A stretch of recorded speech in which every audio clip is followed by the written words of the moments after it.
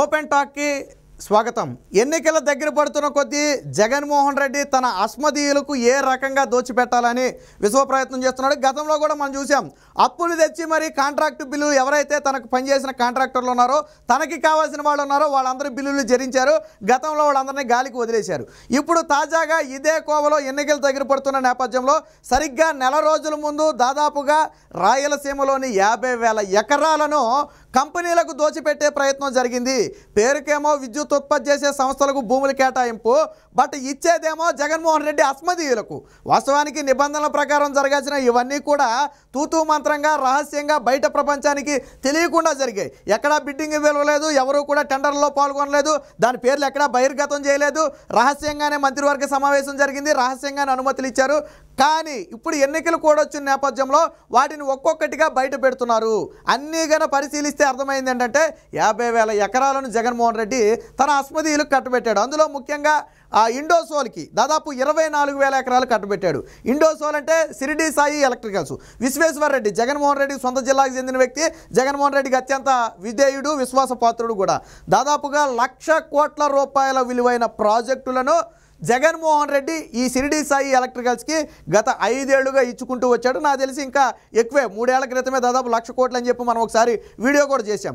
So ఇప్పుడు ఇంకా ఎక్కువే ఉంటుంది. అలాంటి ఇండోసోల్కు ఏకంగా 24,100 ఎకరం కేటాయించారు. అలాగే జేఎస్డబ్ల్యూ, ఇది కూడా జగన్మోహన్ రెడ్డికి ఆ పార్టీ నేతలకు చెందినటువంటి అనుబంధ రంగమైనటువంటి జేఎస్డబ్ల్యూకి ఒక 20,000 ఎకరాలు. అలాగే మోసేర్స్, ఏదైతే హైదరాబాద్లో గతం నుంచి జగన్మోహన్ రెడ్డి కంపెనీలు పొందుతున్నటువంటి ఒక కంపెనీ ఉందో దానికి ఒక 500 ఎకరాలు. ఇలా ఒక్కొక్క దానికి భూమి మొత్తం కేటాయిస్తూ మొత్తంగా 50,000 ఎకరాలు రాయలసీమలో భూమిని అయితే కేటాయించడం జరిగింది. ఈ 5 ఏళ్లలో రాయలసీమకు వచ్చిన పెట్టుబడి ఒక్కటి కూడా లేదు, కానీ దిగిపోయే ముందు కేటాయించారు. సరే, లీజుకు కేటాయించడం వేరు, కొన్ని సంవత్సరాల పాటు కంపెనీలకు లీజుకి ఇవ్వడం అనేది వేరే విషయం. ఇక్కడ ఏంటి, ఈ ఇండోసోల్ ఏదైతే ఉందంటే షిరిడి సాయి ఎలక్ట్రికల్స్ ఏదైతే ఉందో ఆ 24,000 ఎకరాలను కూడా ఎకరం 5 లక్షల రూపాయలకు అమ్మేయండి, మేము కొనేస్తామని చెప్తుందంటే పూర్తిగా సేల్ డీడ్ అనమాట. ఇక లీజు ప్రాతిపదిక ఏమీ లేదు. వాళ్ళు కంపెనీలే పెట్టనివ్వండి, మనకు సంబంధం ఉండదు. ఏంటి వాళ్ళ ప్రతిపాదన, ఎకరం 5 లక్షలకి.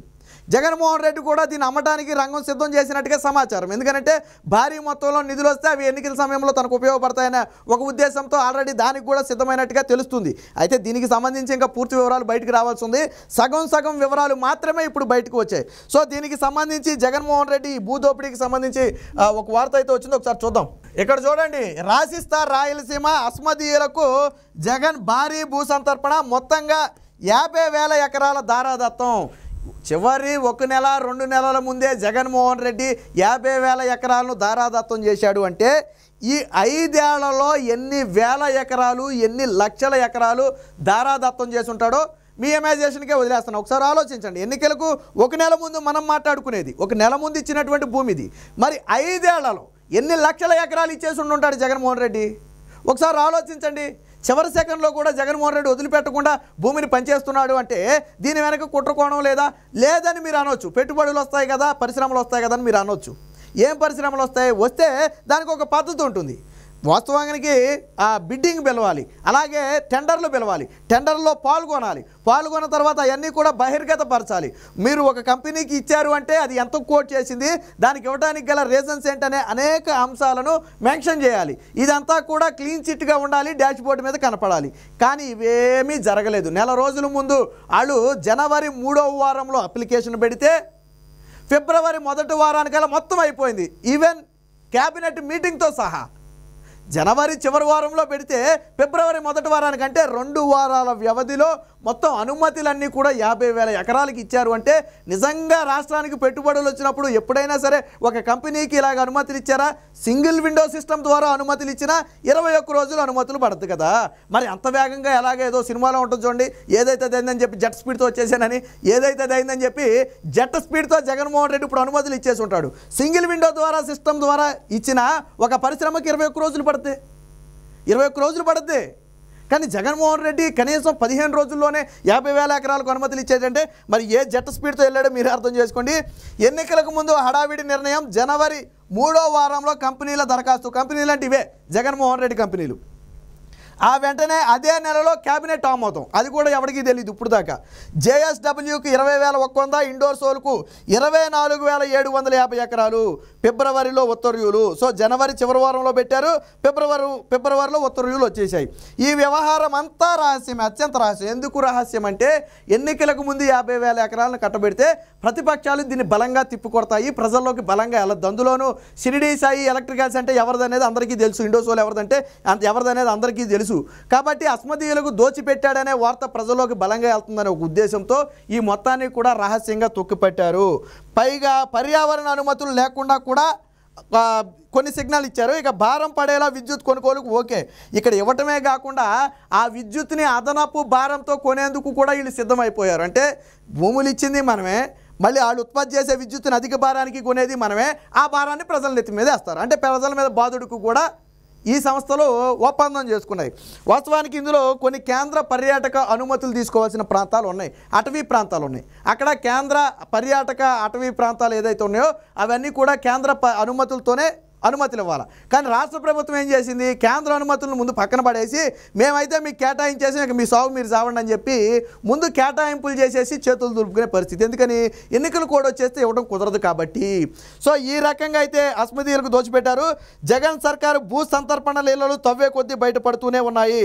కాకినాడ వైసీపీ ఎంపీ అభ్యర్థి చలమశెట్టి సునీల్ కుటుంబానికి చెందిన గ్రీన్ కో కంపెనీకి ఎకరం 5 లక్షల చొప్పున దాదాపుగా 1985 ఎకరాలను కట్టబెట్టేందుకు జీవో కూడా ఇచ్చేశారు. అది కూడా ఎన్నికలకు ఒక నెల ముందే జీవో ఇవ్వడం జరిగింది, ఈ నెల 15. అది కూడా అలాగే జగన్ రెడ్డి సన్నిహితుడైనటువంటి విశ్వేశ్వర రెడ్డి ఇండోసోల్కు 17,633 ఎకరాలను అదే రోజు కట్టబెట్టారు. అడ్డగోలు భూతోపిడిపై లోతుగా ఆరా తీయగా ఇంకొన్ని విషయాలు బయటపడ్డాయి. జనవరిలో ఇంతకు మించి భూ సంతర్పణ జరిగినట్టు వెల్లడైంది. వెరసి ఒక్క రాయలసీమలోనే 50,000 ఎకరాలను అస్మదీయులకు కట్టబెట్టారు. సో ఇక్కడ ఎవరైతే ఈ అభ్యర్థి ఉన్నాడో గ్రీన్ కో అనేది ఉందో ఇది వైసీపీ కాకినాడ వైసీపీ ఎంపీ అయినటువంటి చలమశెట్టి సునీల్ది. ఈ గ్రీన్ కో అనేది చలమశెట్టి సునీల్ ఇప్పుడు కాకినాడ వైసీపీ ఎమ్మెల్యే అభ్యర్థిగా ఉన్నాడు. సో ఆయనకు కూడా 1980 ఎకరాలను ఎకరం 5 లక్షల రూపాయలకు కట్టబెట్టేందుకు ఆల్రెడీ జీవో కూడా జారీ చేశారంటే ఒక పక్కేమో లీజు పేరుతో దోపిడీ, మరో పక్కేమో కట్టబెట్టేందుకు రంగం సిద్ధం. సో దీనికి సంబంధించిన మరొక వార్త కూడా వచ్చింది, ఒకసారి చూద్దాం. భూములు కేటాయించాలంటూ జనవరి 22న కంపెనీలు దరఖాస్తు చేయగా ముఖ్యమంత్రి అధ్యక్షతన ఉన్నటువంటి ఒక కమిటీ సమావేశాన్ని ఏర్పాటు చేసి జనవరి చివరిలోనే మంత్రిమండలి ఆమోదం తెలిపింది. ఈ విషయం ఇప్పటి వరకు తెలియదు. అలాగే ఎకరం 5 లక్షల చొప్పున అస్మదీయులకు భూములు అమ్మాలని నిర్ణయిస్తున్నట్టు తెలుస్తుంది. ప్రభుత్వ నిర్ణయం మేరకు భూములు సేకరించాలని చెప్పి పరిశ్రమల శాఖకు ఆల్రెడీ ఆదేశాలు కూడా కేటాయించడం జరిగింది. ఇందులో జగన్ సొంత జిల్లాకు చెందిన షిరిడి సాయి ఇండోసోల్తో పాటు ఇతర సంస్థలకు ప్రయోజనం చేకూర్చే విధంగా వ్యవహరించారు. ఇక మోసేర్స్, ఇది తెలంగాణలో ఉన్నటువంటి కంపెనీ, ఆల్రెడీ గతంలోనే దీనికి 2,000 ఎకరాల భూమిని కేటాయించడం జరిగింది. ఎందుకంటే విద్యుత్ ఉత్పత్తి ప్రాజెక్టు పెడతామని చెప్పినందుకు 2,000 ఎకరాలు కేటాయిస్తే ఇప్పుడు దానికి 2,000 ఎకరాలకి మరొక 500 ఎకరాలు కలిపి ఇప్పుడు అయితే ఇవ్వడం జరిగింది. అంటే మొత్తం ఈ మోసేర్స్కి ఎంత కలిపి ఇచ్చారు అంటే 2,500 ఎకరాలు కట్టబెట్టారు. ఇక ఇండోసోల్ అనేది విశ్వేశ్వర రెడ్డిది, జగన్మోహన్ రెడ్డికి అత్యంత సన్నిహితుడిది. ఇప్పటికీ ఎన్ని ఎకరాలు కేటాయించారో ఎవరికి తెలియదు. సో ఈయనకు కూడా దాదాపుగా 25,000 ఎకరాలను కేటాయించాడు. అయితే ఇది లీజు ప్రాతిపదిక. ఇప్పుడు ఇండోసోల్ ఏమంటుందంటే మాకు లీజు కాదు, దీన్ని ఎకరం 5 లక్షలకి మాకు ఇదిగో ఇక్కడ ఇచ్చారు చూడండి, ఇక్కడ కట్టబెట్టినట్టుగా గ్రీన్ కోకి ఇచ్చేసారు చూసారా, అలాగే మాకు కూడా ఈ 25,000 ఎకరాలు మాకు కూడా అమ్మేయండి, మేము కొనేస్తామని చెప్పి అడుగుతుంటే దానికి జగన్మోహన్ రెడ్డి ముందు వెనక ఆలోచిస్తున్న పరిస్థితి. ఒకవేళ 25,000 ఎకరాలు అమ్మేస్తే ఏమన్నా మీదకు వస్తుందా ఏంటనే భయంతో బహుశా ఆయన సందిగ్ధంలో ఉండుంటాడు. సో ఈ విధంగా ఇది ఇక్కడ చూడండి, ఎకరా 5 లక్షల చొప్పున ఒకేసారి ఇచ్చేయాలని చెప్పి ఇండోసోల్ పట్టుబడుతుంది.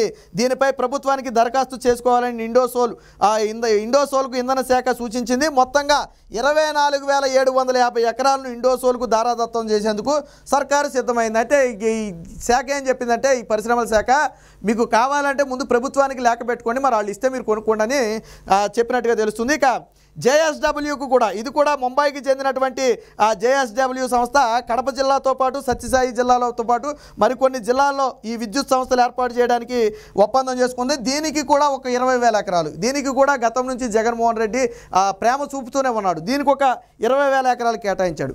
ఈ కేటాయింపులు కాసేపు పక్కన పెడితే కేంద్ర అనుమతులు లేవు. కొన్నిటికి కేంద్ర అనుమతులు తీసుకోవాలి, ఎందుకంటే పర్యావరణ అటవీ శాఖ అధీనంలో ఉన్నటువంటి వాటి దగ్గర ప్రాజెక్టులు నిర్మించాలంటే ముందు కేంద్రం నుంచి గ్రీన్ సిగ్నల్ కావాలి, అప్పుడు రాష్ట్ర ప్రభుత్వం ఆమోదం ఇవ్వాలి. కానీ ఇక్కడ అంతా రివర్స్, ముందు రాష్ట్ర ప్రభుత్వం ఆమోదం ఇచ్చేసింది, ఇప్పుడు కేంద్ర అనుమతులు తీసుకోవాలి. అంటే కేంద్రంకి ఏమీ చెప్పకుండానే, కేంద్రం అనుమతులు ఇవ్వకుండానే రాష్ట్ర ప్రభుత్వం అనుమతులు ఇచ్చిందంటే దీని వెనక కూడా ఒక తతంగం నడిచింది. ఏంటంటే ఈ కేంద్ర అనుమతులు అనేవి అంత ఈజీగా రావు. జగన్మోహన్ రెడ్డి ఇచ్చినంత జట్ స్పీడ్గా కేంద్ర అనుమతులు రావు. వీళ్ళు దరఖాస్తు చేసుకోవాలి, దాన్ని వాళ్ళు పరిశీలించాలి, ఇది రాష్ట్ర ప్రభుత్వానికి లేఖలు రాయాలి, రాష్ట్ర ప్రభుత్వం దాని నుంచి రిప్లై ఇవ్వాలి. ఇదంతా ఒక పెద్ద process, time taking process. So ఎందుకు ఇది వచ్చిన తలనొప్పి? ముందు మనం ఇచ్చేసామనుకో, తర్వాత కేంద్రం అదే ఎత్తది, తర్వాత ఆళ్ళు చూసుకుంటారు, ఎన్నికలు కూడా వచ్చినా మనకి ఇబ్బంది ఉండదనే ఒక ఉద్దేశంతో రాష్ట్ర ప్రభుత్వమే ముందు వారికి ఇచ్చేసినట్టుగా తెలుస్తుంది. ఈ విధంగా రాయలసీమలోనే 50,000 ఎకరాలను జగన్మోహన్ రెడ్డి ఈ విధంగా తన కంపెనీలకు దారాదత్తం చేశాడు. దాదాపు 2,000 ఎకరాలను గ్రీన్కో అమ్మేసేందుకు కూడా ఆల్రెడీ రంగం సిద్ధం చేశాడు. దానికి సంబంధించి జీవోలు కూడా విడుదల చేయడం జరిగింది. ఇవన్నీ కూడా పారదర్శకంగా జరుగుంటే అంతా ఓపెన్గా జరిగేది. కానీ ఇదంతా రహస్యంగా జరిగింది అంటే దీని వెనక కుట్రకోణం ఉంది. ఖచ్చితంగా ప్రతిపక్షాలు మీడియా అటెన్షన్ క్రియేట్ చేస్తే ఇది జగన్మోహన్ రెడ్డికి నష్టం చేకూరుస్తుంది. కాబట్టి ముఖ్యంగా రాయలసీమ లాంటి ప్రాంతంలో జగన్మోహన్ రెడ్డికి డ్యామేజ్ జరుగుతుంది. కాబట్టి ఎప్పటి వరకు బయటికి కనపడకుండా దీన్ని తొక్కుపెట్టారు. బట్ ఎన్నికలు కూడా వచ్చిన నేపథ్యంలో అధికారులు భయంతో ఒక్కొక్కటిగా విడుదల చేసుకుంటూ వస్తున్నారు. ఇంకా పూర్తి సమాచారం అయితే రావాల్సి ఉంది. ఏది ఏమైనప్పటికీ జగన్మోహన్ రెడ్డి తన అస్మదీయులకు మాత్రం 1,000 ఎకరాలను దోచిపెడుతున్నాడు అనేది ఈ దోపిడీ ద్వారా బయటపడింది.